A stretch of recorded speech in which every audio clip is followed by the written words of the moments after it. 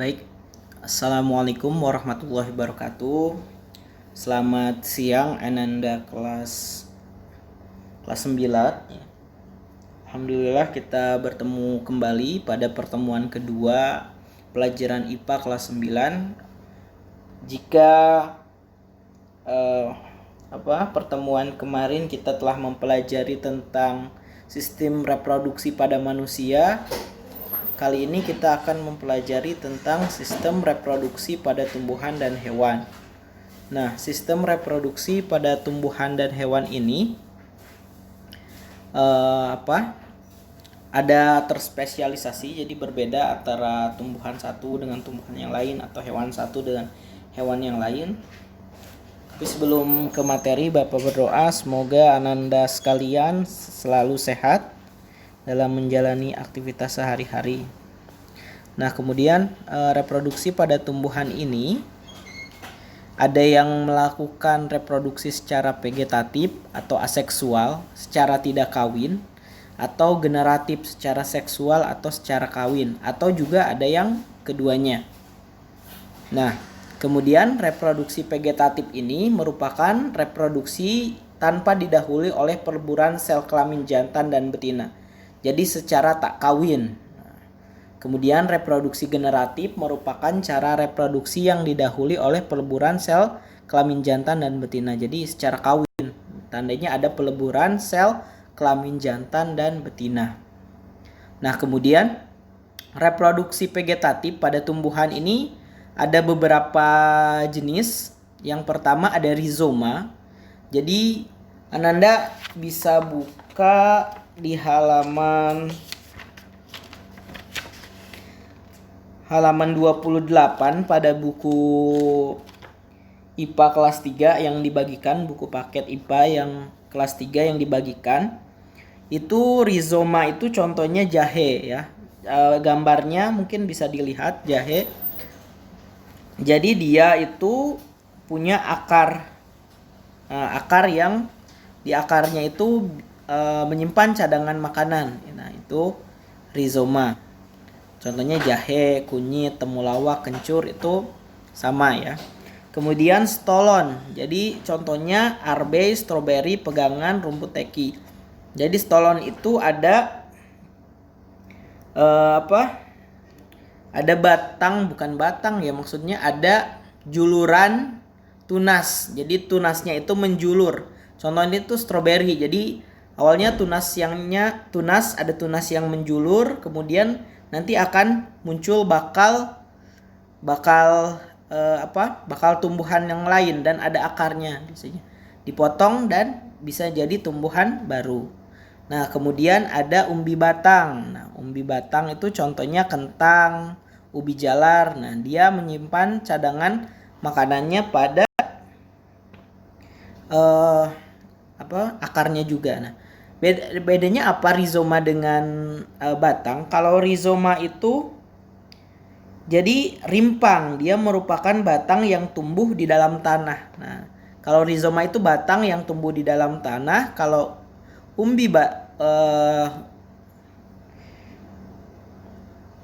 umbi batang, dia merupakan bagian batang yang tumbuh di dalam tanah dan mengandung cadangan makanan. Nah, kemudian umbi juga harus dibedakan ya, ada umbi batang, umbi lapis, dan umbi akar. Nah, kalau umbi akar, dia contohnya singkong, bengkuang, dahlia. Nah, kalau umbi lapis yang umbinya berlapis-lapis, contohnya itu seperti bawang merah, bawang putih, bengkuang. Nah, kemudian juga ada yang contohnya perkembangbiakan dengan tunas. Jadi menghasilkan tunas-tunas baru seperti pisang, tebu. Kemudian juga ada yang membentuk spora, contohnya lumut dan tumbuhan paku. Kemudian ada yang berkembang biak dengan tunas adventif. Nah, contohnya daun cocor bebek, cemara, sukun, kesemek.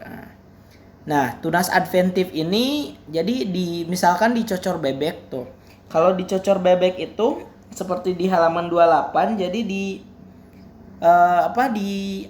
daunnya, mungkin daun atau batang ya, mungkin di daun cocor bebek itu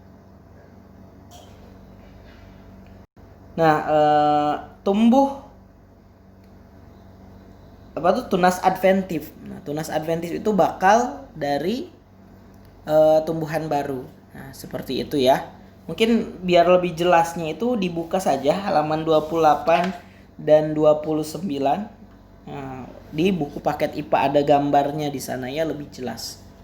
Ya kurang lebih seperti itu. Nah, kemudian perbanyakan buatan. Nah, di sini untuk kan tadi secara alami itu perbanyakan buatan vegetatifnya. Nah, ini perbanyakan buatan vegetatif perbanyakan yang secara alami yang tadi. Nah, ini perbanyakan buatan vegetatif. Contohnya stek batang. Jadi kayak singkong memotong-motong batangnya, kemudian menancapkan di tanah dan nanti akan tumbuh akar. Contohnya singkong ya. Kemudian mengeten. Jadi kalau mengeten ini menyambungkan antara satu pohon dengan pohon lain. Contohnya itu tanaman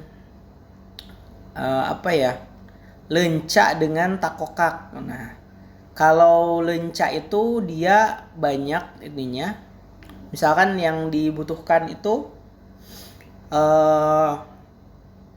lenca tidak kuat akarnya misalkan. Nah, takokak pohonnya itu lebih kuat. Jadi bisa dimasukkan. Atau contoh beberapa buah-buahan, mungkin bisa di searching juga. Ada yang contoh mengeten. Mengeten itu okulasi kalau tidak salah dalam bahasa ilmiahnya. Nah, kemudian juga ada yang dinamakan pertunasan. Nah, pertunasan ini jadi jenis lain mengeten, yaitu tunas tanaman mau ditempelkan dipindahkan untuk ke tanaman lain yang masih sejenis. Nah,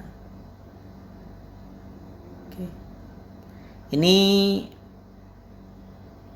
ya. Kemudian mungkin ada yang ketiga, yang keempat, namanya itu cangkok. Cangkok itu seperti mangga ya. Jadi kita batang dari mangga itu kita bersihkan, kita kuliti batangnya beberapa sentimeter, kemudian kita kupas kulitnya, kemudian dari situ kita bersihkan agar kambiumnya hilang, kemudian kita bungkus bagian yang kita robek tadi kulitnya, dibungkus sama tanah yang dibungkus dengan plastik misalkan atau kain. Nah, setelah beberapa lama nanti dari batang itu akan tumbuh akar dan tinggal dipotong dan ditanam. Nah, itu cangkok itu sangat banyak dipakai, terutama untuk mangga, untuk jambu biji itu, dan tumbuhan yang dihasilkan pun sejenis dengan induknya. Misalkan induknya kan berbuah lebat, kemudian tidak berbiji. Nah, contohnya tanamannya jambu kristal. Boleh dicek Ananda sekalian. Banyak sekali sebetulnya aplikasi dari perbanyakan atau perkembangbiakan atau reproduksi secara vegetatif ini ya. Oke, kemudian reproduksi secara generatif pada tumbuhan ya. Nah, jadi kalau tadi kita secara vegetatif atau tak kawin, sekarang kita membahas reproduksi pada tumbuhan secara generatif atau kawin. Nah, apa bedanya tadi kan? Secara kawin itu ada peleburan sel kelamin jantan dan kelamin betina. Nah, alat kelamin jantan pada tumbuhan berbiji atas sejumlah benang sari adalah benang sari alat kelamin jantannya, sedangkan alat kelamin betinanya adalah putik. Nah, kalau di sini nih ada kepala putik, ada benang sari, ada kepala sari, benang sari. Nah, ini di gambar bisa dilihat. Nah, di dalam biji terdapat sel telur yang merupakan gamet betina, tuh yang bakal biji itu. Nah, jadi ketika dia jatuh benang sari itu sebagai alat kelamin jantan kepada kepala putik, nah di situ akan terjadi pembuahan. Nah, ya, seperti itu kurang lebih.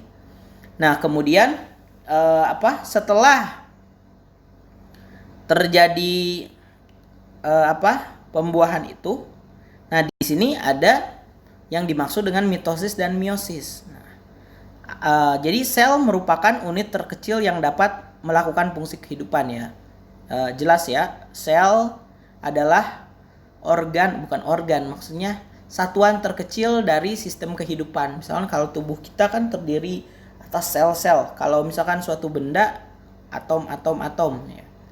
Ya, kalau di dalam biologi atau di dalam ilmu tentang kehidupan disebut sel, satuan unit terkecil dalam fungsi kehidupan. Nah, sel ini dapat memperbanyak diri melalui pembelahan. Nah, jadi pembelahan ini terjadi melalui mitosis dan meiosis.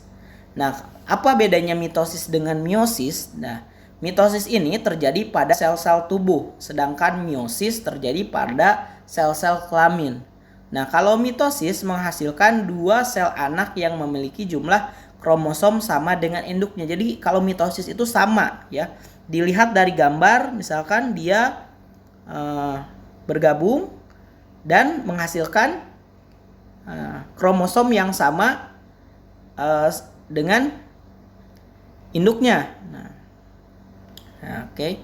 Nah, kalau meiosis itu menghasilkan 4 sel anak yang masing-masing memiliki jumlah kromosom separuh dari sel mula-mula. Jadi, kenapa makin beragam anaknya gitu. Sifat-sifat dari anaknya itu terjadi pembelahan secara meiosis. Nah, begitupun di dalam tumbuhan. Jadi hal ini terjadi. Misalkan kan ada jambu yang berbeda bentuknya misalkan dengan induknya. Nah, itu hasil dari pembelahan meiosis ini.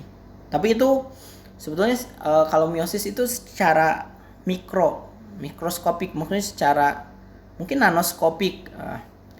Nah, itu nanti akan lebih jelasnya kalau misalkan Ananda mempelajari ilmu tentang biologi.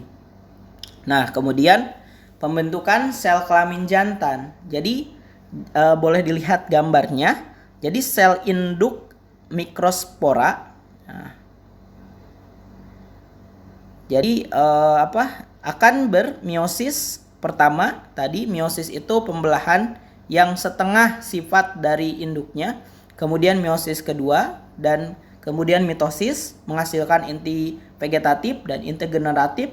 Kemudian akan menyatu dengan kepala sari membuka dan butir serbuk sari gametofit jantan.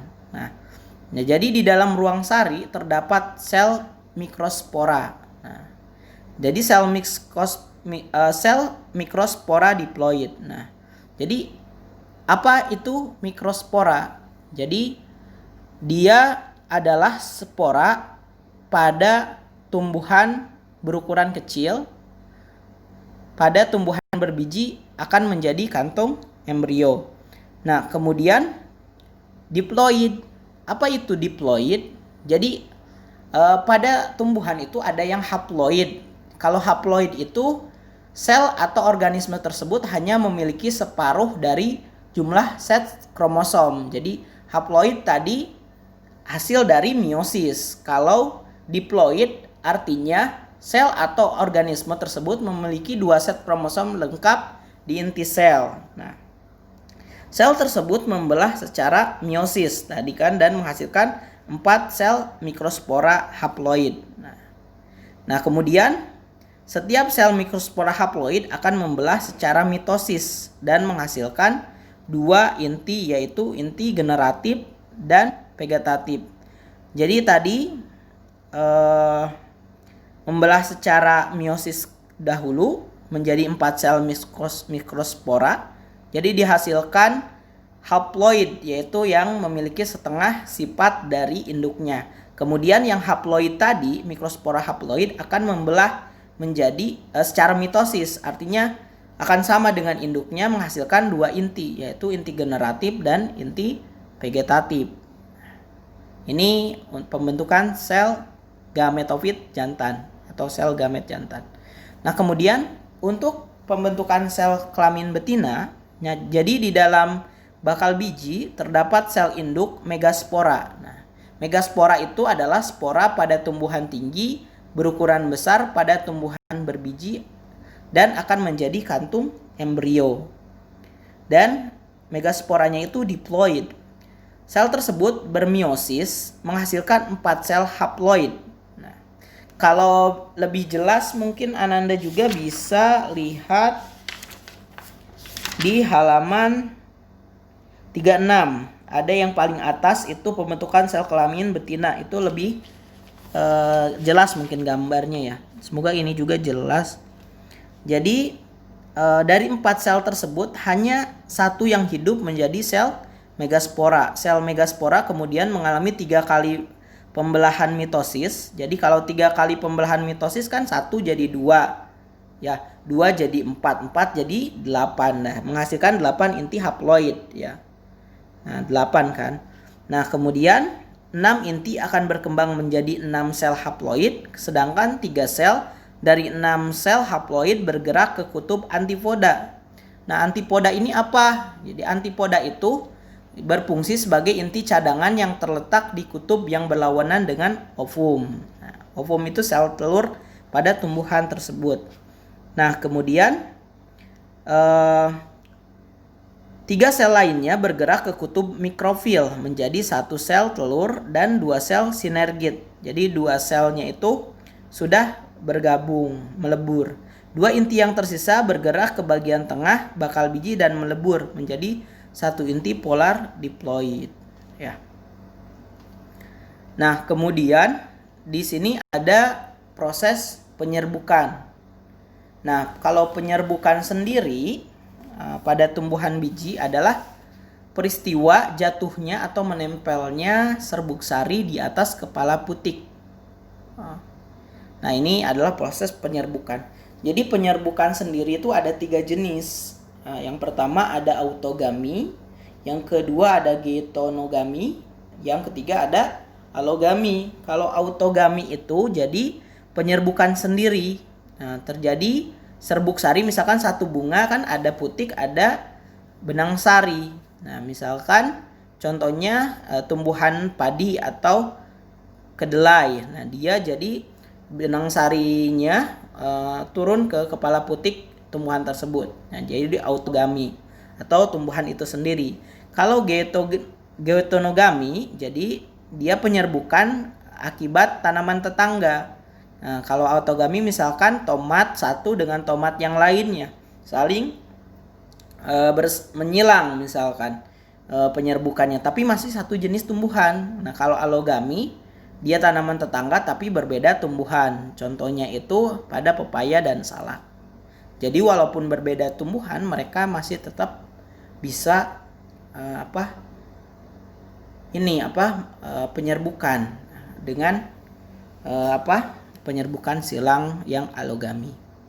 Ya, ini semoga Ananda dapat membedakannya ya. Nah, kemudian pembuahan pada tumbuhan berbiji. Jadi urutannya di sini, ketika serbuk sari telah jatuh di atas kepala putik, kebayangkan serbuk sari sel kelamin jantan jatuh di kepala putik. Nah, inti generatif akan bermitosis menjadi 2 inti generatif. Mitosis pembelahan yang menghasilkan 2 kromosom yang sama dengan induknya ya. Kemudian inti vegetatif akan membentuk tabung serbuk sari yang bergerak sepanjang tangkai putik.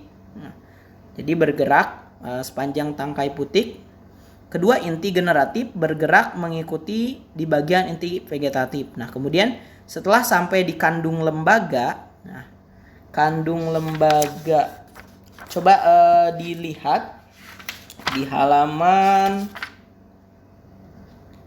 33, mungkin di 33 itu kan ada bakal biji. Nah, si benang sari ini akan jatuh hanya di kepala putik ya. Nah, dia akan bergerak menuju si bakal biji ini. Nah, kandung lembaga itu di situ.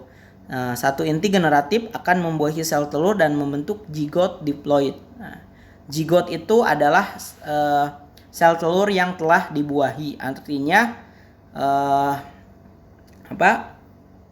ovum dari sel kelamin betina dibuahi oleh benang sari tadi, sel kelamin jantan. Nah, di putik tadi ya yang ovumnya.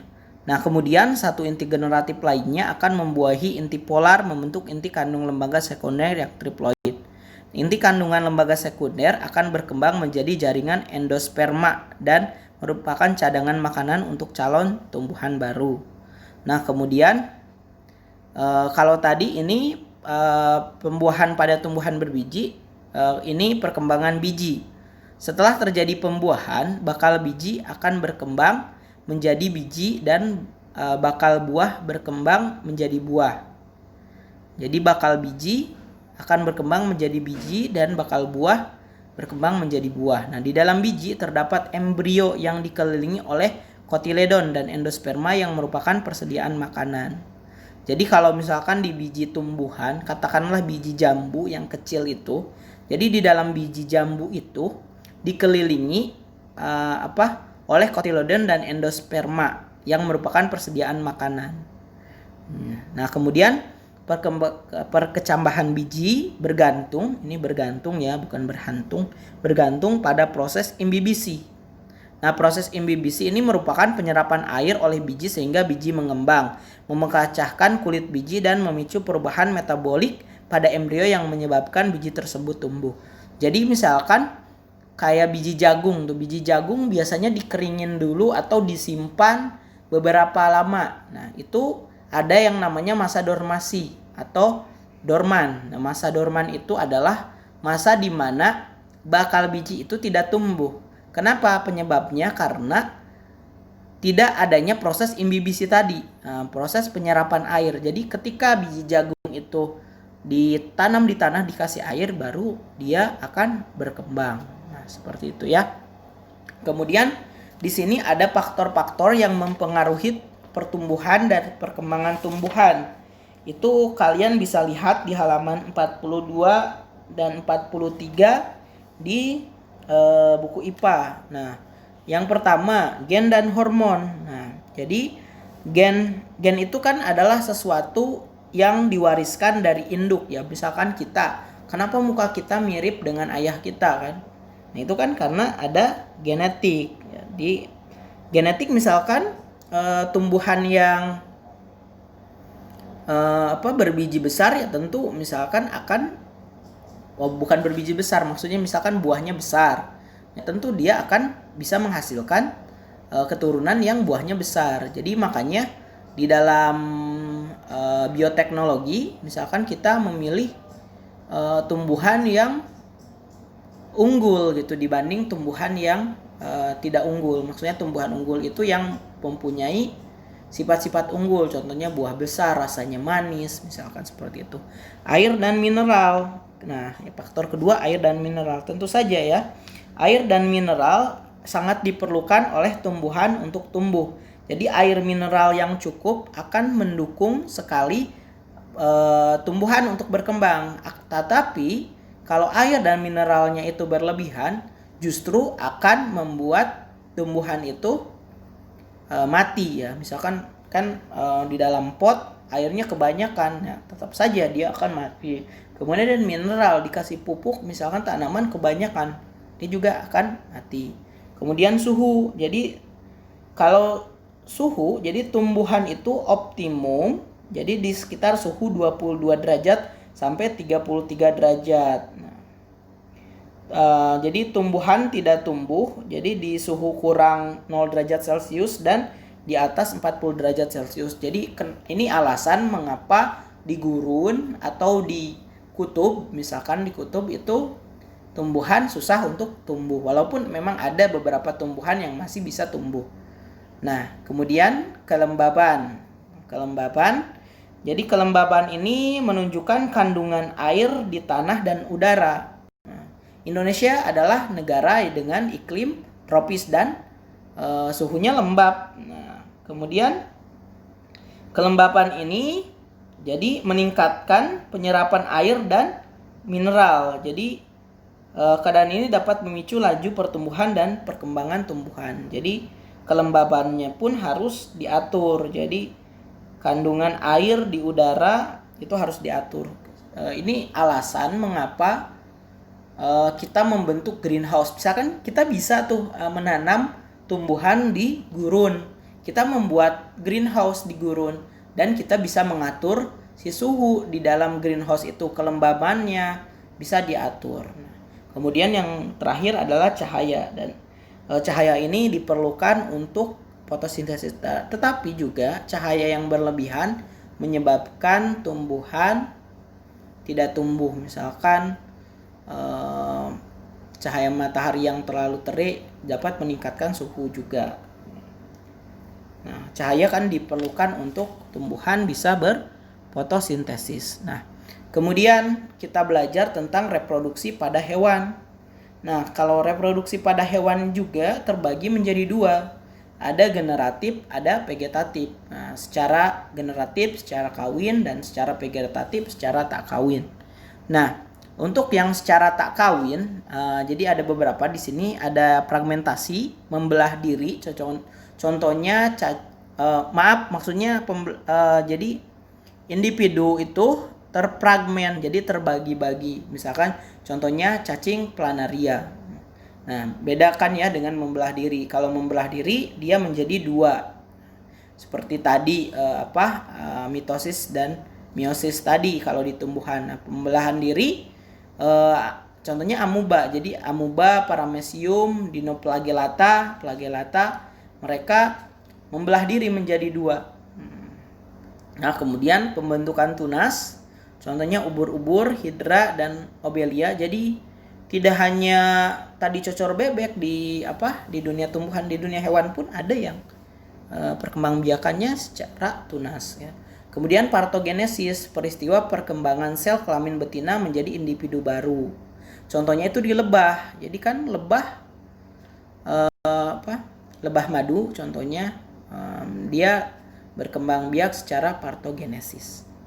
Nah, kemudian reproduksi hewan secara generatif, secara kawin. Jadi jelas kemarin juga mungkin kita belajar juga tentang reproduksi manusia. Nah, kurang lebih mirip seperti itu. Alat kelamin jantan disebut testis yang menghasilkan sel kelamin jantan ya. Seperti yang kemarin kita pelajari, alat kelamin betina disebut ovarium yang menghasilkan sel telur. Hewan hemaprodit adalah hewan yang memiliki kedua macam alat kelamin seperti cacing tanah, siput, dan hindra. Jadi keduanya hewan ini memiliki dua kelamin, jantan dan betina. Kemudian pembuahan dibagi menjadi pembuahan eksternal dan internal. Kalau eksternal itu di luar tubuh, contohnya ikan, misalkan pembuahannya eksternal. Kalian pernah lihat ikan yang misalkan di ikan jantannya itu banyak telur-telur. Nah, jadi baru dibuahinya setelah di luar ya. Kalau yang internal contohnya manusia, sapi, kambing, dan lain-lain, dia pembuahannya di internal. Kemudian pertumbuhan dan perkembangan hewan. Jadi bedakan ya mana yang dinamakan pertumbuhan, mana yang dinamakan perkembangan. Kalau pertumbuhan itu bertambahnya ukuran dan jumlah sel yang mengakibatkan bertambah besarnya ukuran tubuh makhluk hidup, itu tumbuh, kita tumbuh. Nah, kalau berkembang jadi ada proses pendewasaan atau terspesialisasinya sel-sel, struktur, dan fungsi tertentu. Misalkan kalau kita tumbuh, ukuran tubuh kita membesar atau meninggi. Kalau berkembang misalkan dari contohnya misalkan dari sperma kita berkembang jadi embrio, misalkan embrio kemudian jadi sperma bertemu sel telur jadi zigot. Nah, zigotnya itu jadi embrio. Kemudian dari embrio terspesialisasi jadi ada tangan, ada kaki, kemudian ada jantung, ada organ-organ yang lainnya jadi manusia misalkan. Nah, setelah jadi manusia pun ada perkembangan, misalkan mulai ada payudara misalkan kalau wanita, kemudian juga ada kelenjar mamae misalkan atau kelenjar susu di kalau yang perempuan, misalkan kalau laki-laki tumbuh kumis, kalau laki-laki juga misalkan ya tumbuh beberapa ciri-ciri pria dan wanita, intinya berkembang gitu, seperti itu ya. Nah, kurang lebihnya. Nah, kemudian juga ada yang dimaksud dengan metamorfosis. Jadi perubahan bentuk tubuh dari embrio sampai dewasa. Jadi metamorfosis itu ada yang sempurna, ada yang tidak sempurna. Contohnya di kupu-kupu, telur, larva, ulat, pupa, kepompong. Telur, larva, kepompong sama jadi kupu-kupu ya, dewasa. Katak, telur, berudu, kecebong, berudu atau kecebong, berudu berkaki, katak muda, katak dewasa. Kemudian kalau metamorfosis tidak sempurna, contohnya belalang dan kecoa. Nah, mungkin cukup sekian dari Bapak. Nanti tugasnya dicek di e-learning ya. Insya Allah banyak materi, mungkin dari bab 1 sampai bab 2 ini banyak hafalannya. Pelan-pelan saja memahaminya. Jika ada yang kurang paham, boleh ditanyakan ke pengampu di Banin, ke Bu Prisil, atau di Banat ke Pak Tatang ya. Ya mungkin cukup sekian dari Bapak. Kita tutup dengan doa kafaratul majlis. Subhanakallahumma wa bihamdika asyhadu an la ilaha illa anta astaghfiruka wa atubu ilaik. Kurang lebihnya Bapak mohon maaf. Wabillahi taufiq wal hidayah. Wassalamualaikum warahmatullahi wabarakatuh.